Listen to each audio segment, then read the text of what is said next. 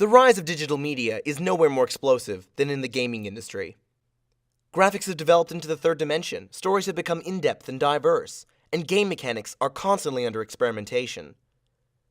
However, while there has been much growth in these areas, Alexander Galloway identifies 4 key aspects that underpin all games across all eras: diegetic and non-diegetic operator and machine acts.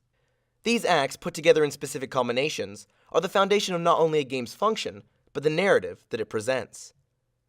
In these gameplay videos, I will show how the synthesis of diegetic operator and machine acts, the minimization of non-diegetic acts, and the final inversion of the machine and operator influence the story of the 2005 critically acclaimed Shadow of the Colossus. I'll begin with a short recap of the story. In the game, the player takes control of a young warrior named Wander, who rides into a forbidden land on his horse, Agro, to resurrect a girl named Mono. Once there, Wander receives help from a mysterious entity called Dorman, who tells him to defeat the 16 colossi that inhabit the land, which he does. But upon killing the last Colossus, it is revealed that Dorman is a malicious entity, using the player to regain a physical form. The game ends with Wander, now possessed by Dorman, being sealed in a whirlpool of light by the priest that Wander originally betrayed, and Mono being revived. What is immediately striking about Shadow of the Colossus is the interaction between the diegetic operator and machine acts. The latter are what Galloway calls material aspects of the game environment, which encompasses the generated landscape, the non-player characters, the game story, etc.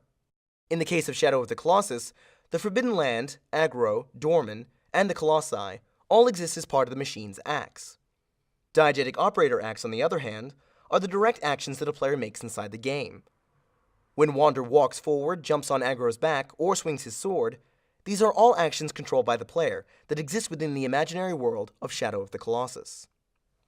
However, while most games rely on these 2 aspects to keep the game running smoothly in what Galloway calls a unified single phenomena, Shadow of the Colossus takes this a step further by having these diegetic acts purposely resist each other to further the narrative of the story.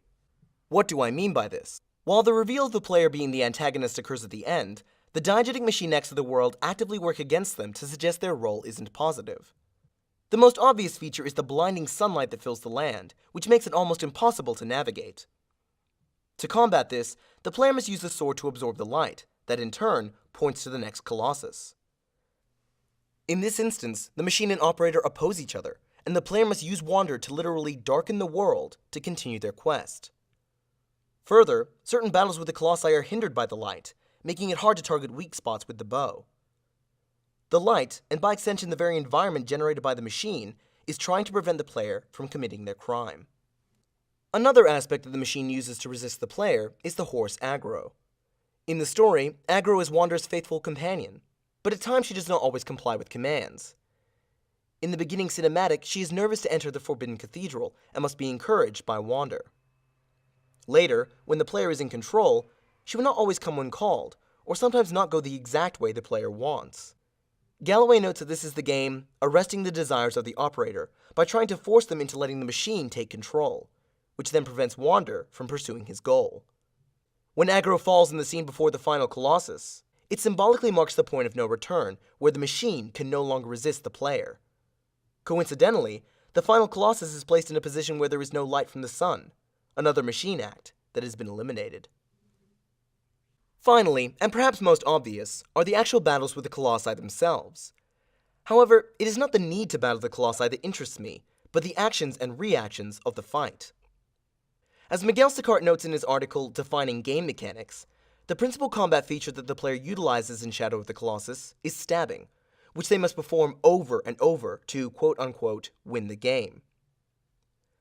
The action itself is curiously cruel for a protagonist, but the horror is further accentuated by the sounds that the game generates. Listen to this battle with the 4th Colossus.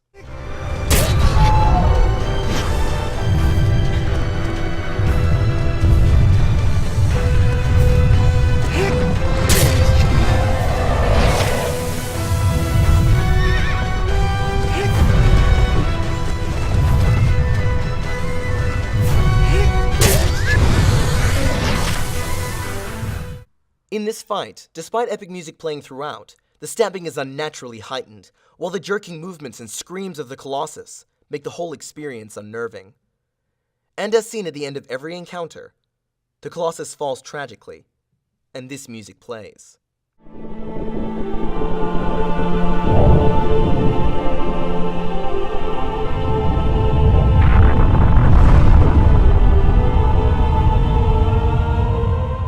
The machine's diegetic acts in this moment are in direct contention with the success of the player, taking a moment of victory and making it hollow and somber.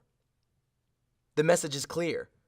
Your actions are causing harm, and the game is trying to stop you.